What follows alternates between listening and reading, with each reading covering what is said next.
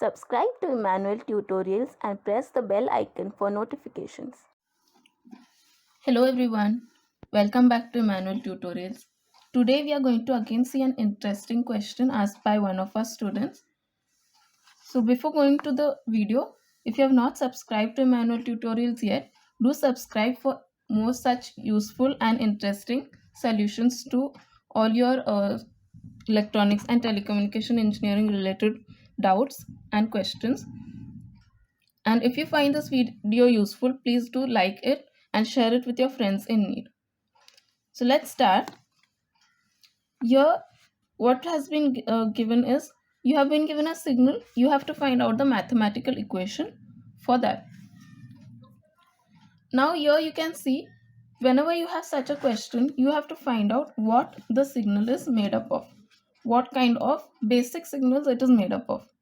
So you know our basic signals, mostly we have unit step, unit ramp and unit impulse, but usually unit impulse is not given in such questions. So mostly it's made up of unit impulse, or it can be also exponential signals. So in this signal you can see that first we have a slope, then we have a flat surface, then we have a slope again. So you need a ramp and a step, and then again you want a ramp, but this ramp is not the increasing ramp.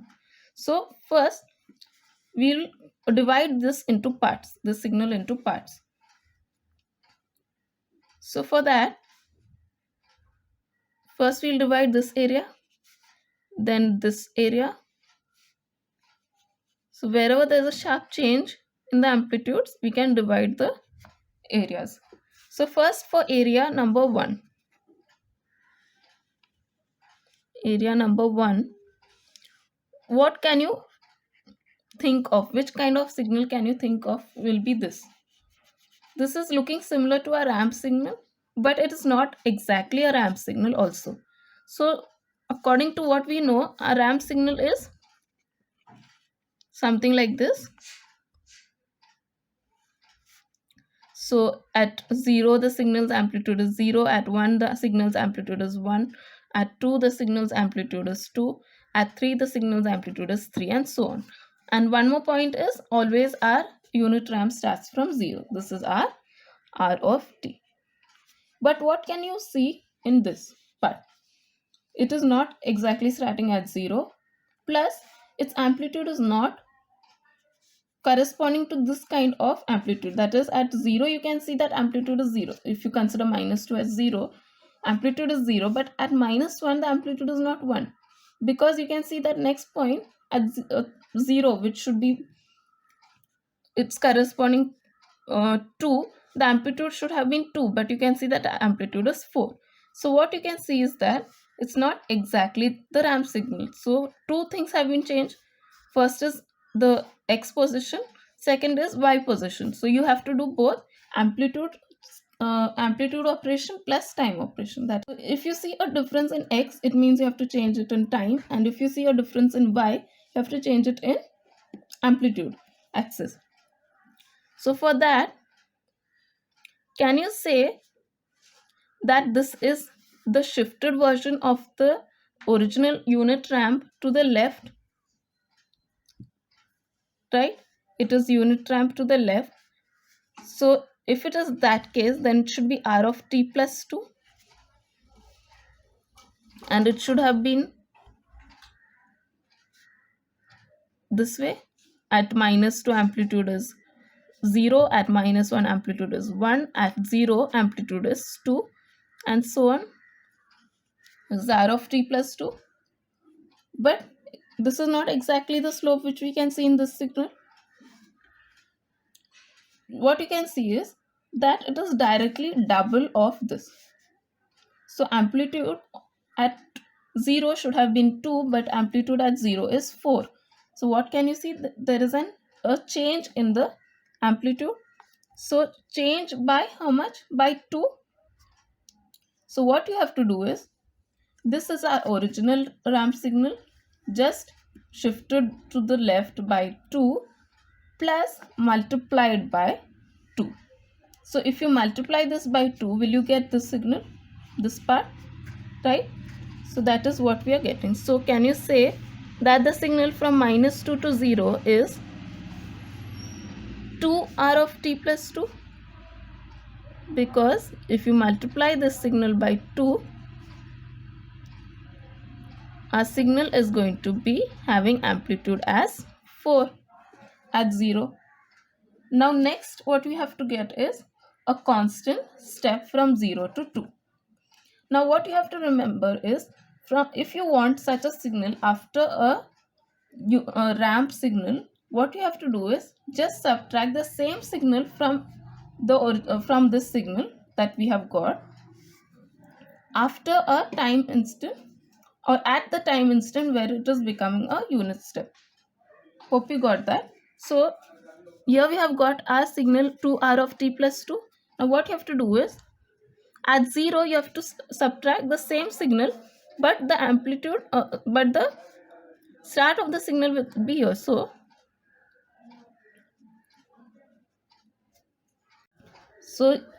this will be 2r of t, because it's not the shifted version, it's starting from 0, but it's the same signal, the amplitude is not changing.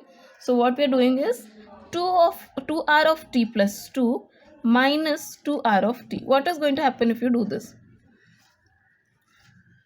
From -2 to 0 it will not make a difference because this signal is 0 anyways. So we are going to get this much part of our signal. From 0, what is going to happen? At 0, our first signal's amplitude, that is 2r of t plus 2, is 4. Second signal's amplitude, that is 2r of t, is going to be 0. So 4 minus 0 is 4. So amplitude is going to be 4. At 1, what is going to happen? This signal's amplitude, what is it going to become? 6. How is it going to become 6? How do you find that out? You can just say y2 minus y1 upon x2 minus x1.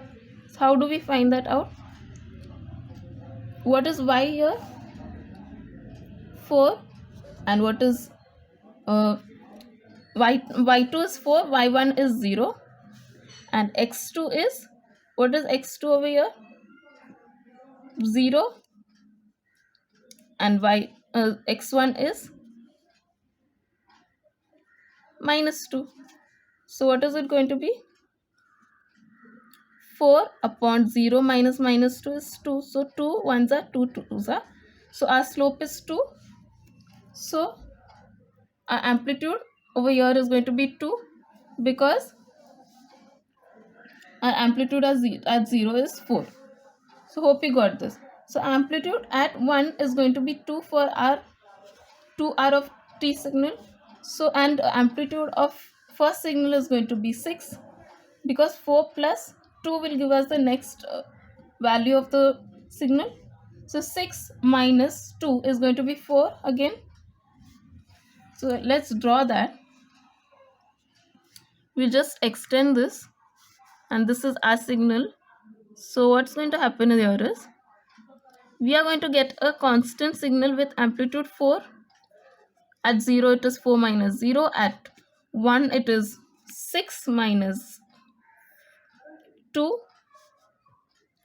At 2 it is going to be 8 minus 4, again 4, right? And similarly it's going to be the same thing till 3 and till infinity, if you follow the same thing.